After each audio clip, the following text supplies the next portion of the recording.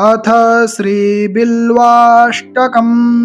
त्रिदलं त्रिगुणाकारं त्रिनेत्रं च त्रयायुधं त्रिजन्मपापसंहारम् एकबिल्वं शिवार्पणम् त्रिशाखैर्बिल्वपत्रैश्च यच्छिद्रैः कोमलैः शुभैः शिवपूजां करिष्यामि एकबिल्वं शिवार्पणम् अखण्डबिल्वपत्रेण पूजिते नन्दिकेश्वरे शुध्यन्ति सर्वपापेभ्यो एकबिल्वं शिवार्पणम् शालिग्रामशिलामेकां विप्राणां जातु अर्पयेत् सोमयज्ञमहापुण्यम् एकबिल्वं शिवार्पणम् दन्तिकोटिसहस्राणि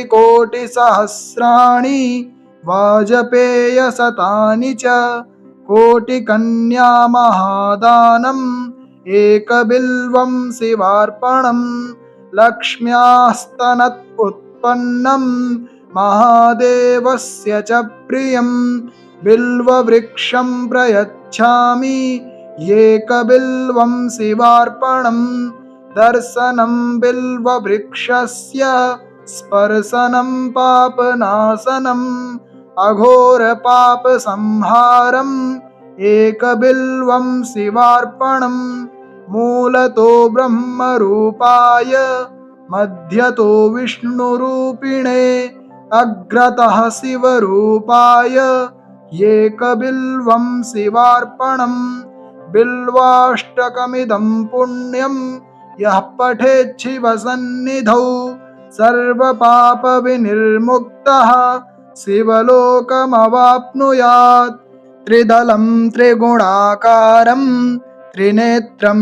च त्रयायुधं त्रिजन्मपापसंहारम् एकबिल्वं शिवार्पणम् त्रिशाखैर्बिल्वपत्रैश्च यच्छिद्रैः कोमलैः शुभैः शिवपूजां करिष्यामि एकबिल्वं शिवार्पणम् अखण्डबिल्वपत्रेण पूजिते नन्दिकेश्वरे शुध्यन्ति सर्वपापेभ्यो एकबिल्वं शिवार्पणम् शालिग्रामशिलामेकां विप्राणां जातु अर्पयेत् सोमयज्ञमहापुण्यम् एकबिल्वं शिवार्पणम् दन्तिकोटिसहस्राणि वाजपेयशतानि च कोटिकन्यामहादानम् एकबिल्वं शिवार्पणम् लक्ष्म्यास्तनत् उत्पन्नं महादेवस्य च प्रियं बिल्ववृक्षं प्रयच्छामि एकबिल्वं शिवार्पणम् दर्शनं बिल्ववृक्षस्य स्पर्शनं पापनाशनम् अघोरपापसंहारम् एकबिल्वं शिवार्पणम् मूलतो ब्रह्मरूपाय मध्यतो विष्णुरूपिणे अग्रतः शिवरूपाय एकबिल्वं शिवार्पणम् बिल्वाष्टकमिदं पुण्यं यः पठेत् शिवसन्निधौ सर्वपापविनिर्मुक्तः शिवलोकमवाप्नुयात् त्रिदलं त्रिगुणाकारं त्रिनेत्रं च त्रयायुधं त्रिजन्मपापसंहारम् एकबिल्वं शिवार्पणम् त्रिशाखैर्बिल्वपत्रैश्च यच्छिद्रैः कोमलैः शुभैः शिवपूजां करिष्यामि एकबिल्वं शिवार्पणम् अखण्डबिल्वपत्रेण पूजिते नन्दिकेश्वरे शुध्यन्ति सर्वपापेभ्यो एकबिल्वं शिवार्पणम् शालिग्रामशिलामेकां विप्राणां जातु अर्पयेत् सोमयज्ञमहापुण्यम् एकबिल्वं शिवार्पणम् दन्तिकोटिसहस्राणि वाजपेयशतानि च कोटिकन्यामहादानम् एकबिल्वं शिवार्पणम् लक्ष्म्यास्तनत् उत्पन्नम् महादेवस्य च प्रियम् बिल्ववृक्षं प्रयच्छामि एकबिल्वं शिवार्पणम् दर्शनं बिल्ववृक्षस्य स्पर्शनं पापनाशनम् अघोरपापसंहारम् एकबिल्वं शिवार्पणम् मूलतो ब्रह्मरूपाय मध्यतो विष्णुरूपिणे अग्रतः शिवरूपाय एकबिल्वं शिवार्पणम् बिल्वाष्टकमिदं पुण्यं यः पठेत् शिवसन्निधौ सर्वपापविनिर्मुक्तः शिवलोकमवाप्नुयात् त्रिदलं त्रिगुणाकारं त्रिनेत्रं च त्रयायुधं त्रिजन्मपापसंहारम् एकबिल्वं शिवार्पणम् त्रिशाखैर्बिल्वपत्रैश्च यच्छिद्रैः कोमलैः शुभैः शिवपूजां करिष्यामि एकबिल्वं शिवार्पणम् अखण्डबिल्वपत्रेण पूजिते नन्दिकेश्वरे शुध्यन्ति सर्वपापेभ्यो एकबिल्वं शिवार्पणम् शालिग्रामशिलामेकां विप्राणां जातु अर्पयेत् सोमयज्ञमहापुण्यम् एकबिल्वं शिवार्पणम् दन्तिकोटिसहस्राणि वाजपेयशतानि च कोटिकन्यामहादानम् एकबिल्वं शिवार्पणम् लक्ष्म्यास्तनत् उत्पन्नम् महादेवस्य च प्रियम् बिल्ववृक्षं प्रयच्छामि एकबिल्वं शिवार्पणम् दर्शनं बिल्ववृक्षस्य स्पर्शनं पापनाशनम् अघोरपापसंहारम् एकबिल्वं शिवार्पणम् मूलतो ब्रह्मरूपाय मध्यतो विष्णुरूपिणे अग्रतः शिवरूपाय एकबिल्वं शिवार्पणम् बिल्वाष्टकमिदं पुण्यं यः पठेत् शिवसन्निधौ सर्वपापविनिर्मुक्तः शिवलोकमवाप्नुयात् त्रिदलं त्रिगुणाकारं त्रिनेत्रं च त्रयायुधं त्रिजन्मपापसंहारम् एकबिल्वं शिवार्पणम् त्रिशाखैर्बिल्वपत्रैश्च यच्छिद्रैः कोमलैः शुभैः शिवपूजां करिष्यामि एकबिल्वं शिवार्पणम् अखण्डबिल्वपत्रेण पूजिते नन्दिकेश्वरे शुध्यन्ति सर्वपापेभ्यो एकबिल्वं शिवार्पणम् शालिग्रामशिलामेकां विप्राणां जातु अर्पयेत् सोमयज्ञमहापुण्यम् एकबिल्वं शिवार्पणम् दन्तिकोटिसहस्राणि वाजपेयशतानि च कोटिकन्यामहादानम् एकबिल्वं शिवार्पणम् लक्ष्म्यास्तनत् उत्पन्नम् महादेवस्य च प्रियम् बिल्ववृक्षं प्रयच्छामि एकबिल्वं शिवार्पणम् दर्शनं बिल्ववृक्षस्य स्पर्शनं पापनाशनम् अघोरपापसंहारम् एकबिल्वं शिवार्पणम् मूलतो ब्रह्मरूपाय मध्यतो विष्णुरूपिणे अग्रतः शिवरूपाय एकबिल्वं शिवार्पणम् बिल्वाष्टकमिदं पुण्यं यः पठेत् शिवसन्निधौ सर्वपापविनिर्मुक्तः शिवलोकमवाप्नुयात्। त्रिदलं त्रिगुणाकारं त्रिनेत्रं च त्रयायुधं त्रिजन्मपापसंहारम् एकबिल्वं शिवार्पणम्। त्रिशाखैर्बिल्वपत्रैश्च यच्छिद्रैः कोमलैः शुभैः शिवपूजां करिष्यामि एकबिल्वं शिवार्पणम्। अखण्डबिल्वपत्रेण पूजितेनन्दिकेश्वरे शुध्यन्ति सर्वपापेभ्यो एकबिल्वं शिवार्पणम्।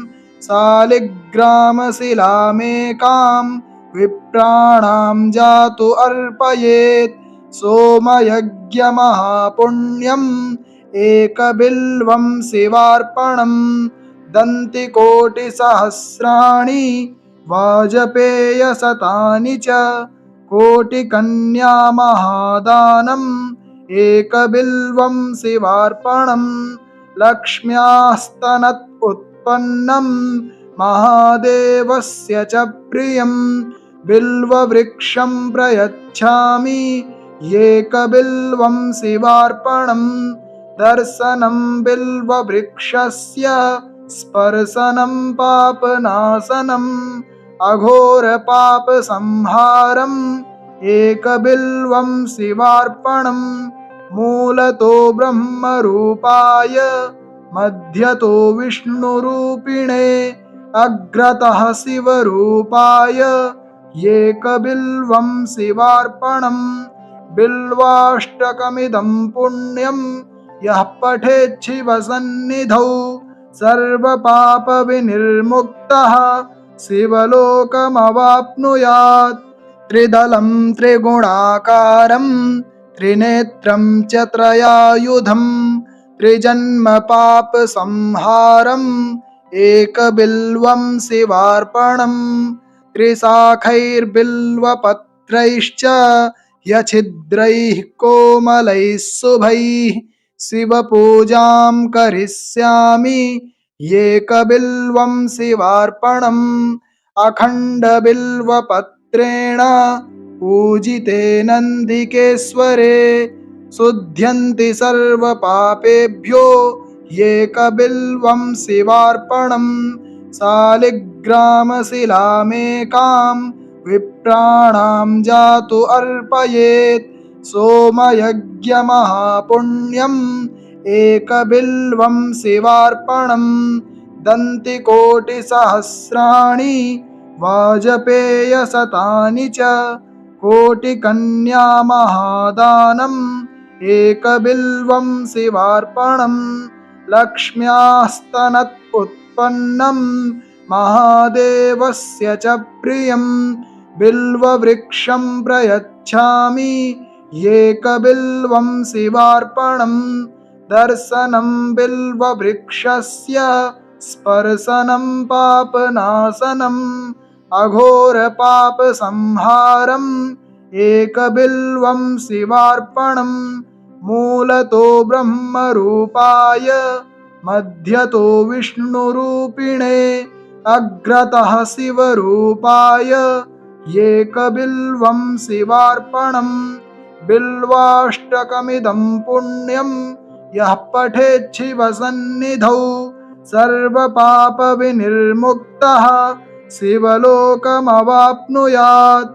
त्रिदलं त्रिगुणाकारं त्रिनेत्रं च त्रयायुधं त्रिजन्मपापसंहारम् एकबिल्वं शिवार्पणम्।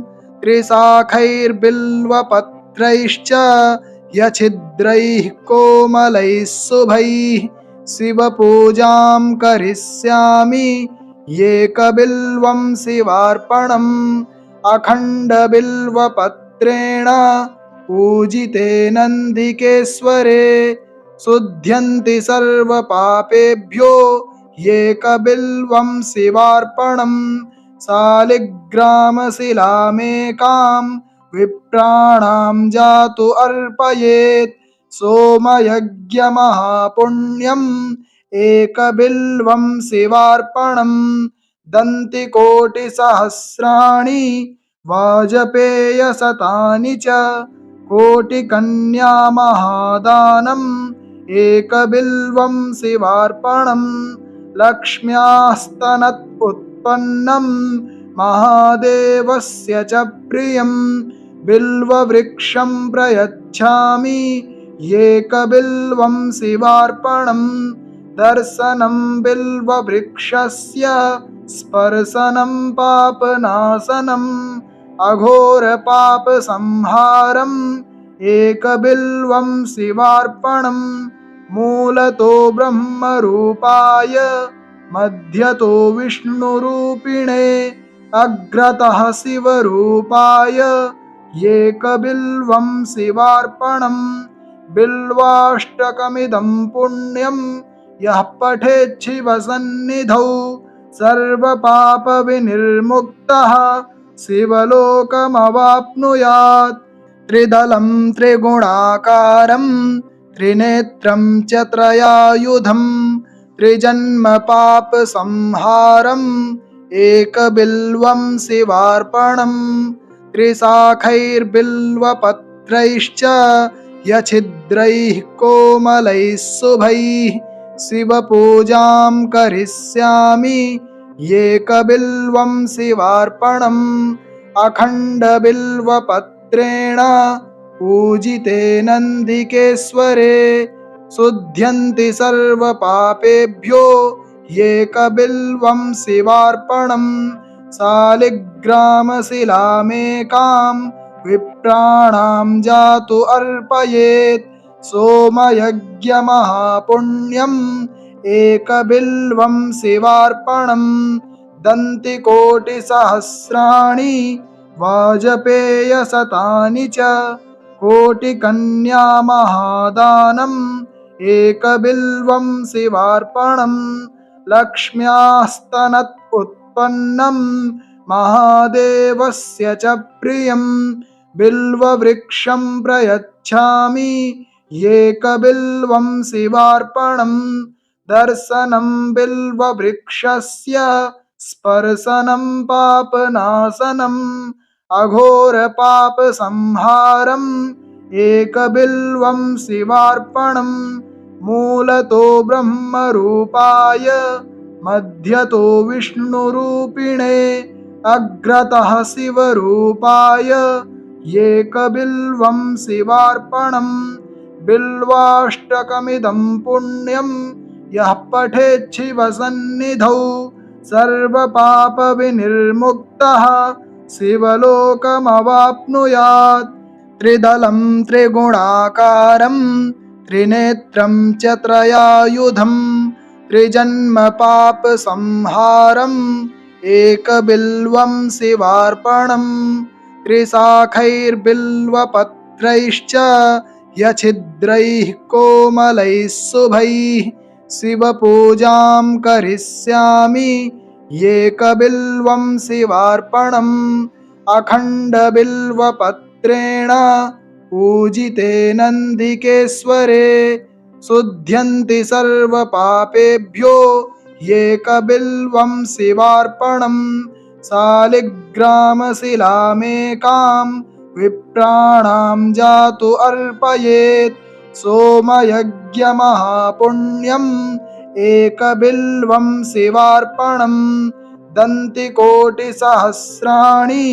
वाजपेयशतानि च कोटिकन्यामहादानम् एकबिल्वं शिवार्पणम् लक्ष्म्यास्तनत् उत्पन्नं महादेवस्य च प्रियं बिल्ववृक्षं प्रयच्छामि एकबिल्वं शिवार्पणम् दर्शनं बिल्ववृक्षस्य स्पर्शनं पापनाशनम् अघोरपापसंहारम् एकबिल्वं शिवार्पणम् मूलतो ब्रह्मरूपाय मध्यतो विष्णुरूपिणे अग्रतः शिवरूपाय एकबिल्वं शिवार्पणम् बिल्वाष्टकमिदं पुण्यं यः पठेत् शिवसन्निधौ सर्वपापविनिर्मुक्तः शिवलोकमवाप्नुयात्। त्रिदलं त्रिगुणाकारं त्रिनेत्रं च त्रयायुधं त्रिजन्म पापसंहारम् एकबिल्वं शिवार्पणम्। त्रिशाखैर्बिल्वपत्रैश्च यच्छिद्रैः कोमलैः शुभैः शिवपूजां करिष्यामि एकबिल्वं शिवार्पणम्। अखण्डबिल्वपत्रेण पूजितेनन्दिकेश्वरे शुध्यन्ति सर्वपापेभ्यो एकबिल्वं शिवार्पणम्। शालिग्रामशिलामेकां विप्राणां जातु अर्पयेत् सोमयज्ञमहापुण्यम् एकबिल्वं शिवार्पणम्। दन्तिकोटिसहस्राणि वाजपेयशतानि च कोटिकन्यामहादानम् एकबिल्वं शिवार्पणम्। लक्ष्म्यास्तनत् उत्पन्नं महादेवस्य च प्रियं बिल्ववृक्षं प्रयच्छामि एकबिल्वं शिवार्पणम्। दर्शनं बिल्ववृक्षस्य स्पर्शनं पापनाशनम् अघोरपापसंहारम् एकबिल्वं शिवार्पणम्। मूलतो ब्रह्मरूपाय मध्यतो विष्णुरूपिणे अग्रतः शिवरूपाय एकबिल्वं शिवार्पणम्। बिल्वाष्टकमिदं पुण्यं यः पठेत् शिवसन्निधौ सर्वपापविनिर्मुक्तः शिवलोकमवाप्नुयात् इति बिल्वाष्टकं सम्पूर्णम्।